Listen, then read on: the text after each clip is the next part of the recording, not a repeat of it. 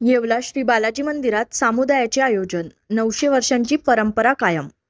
येवला येथील प्रसिद्ध बालाजी मंदिर येथे दरवर्षी सालाबादप्रमाणे सामुदायाचे आयोजन करण्यात आले होते। भक्तजनांची उपस्थिती पाहता जवळपास 2 ते 2.5 हजार भक्तांनी महाप्रसादाचा लाभ घेतला।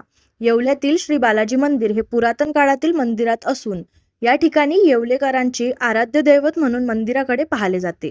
900 वर्षांची परंपरा समुदायाची असून सर्वच समाजाचे भक्तांना त्या ठिकाणी महाप्रसाद भोजन दिले जाते। या निमित्ताने भक्त परिवार आपल्यावर बालाजीची कृपा राहावी, आरोग्य व समृद्धी मिळावी यासाठी प्रार्थना याचना करतात। सकाळी श्री बालाजी यांच्या मूर्तीस पवमान पंचसूक्त अभिषेक केला जातो।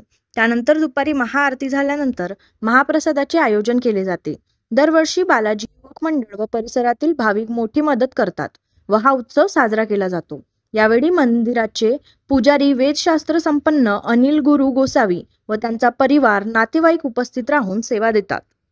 येवल्याचं पुरातन बालाजी मंदिराची जुनी परंपरा असलेलं श्रावण मासामध्ये कृष्ण पक्ष दशमी या दिवशी बालाजीचा मूर्ती स्थापनेचा दिवस आहे।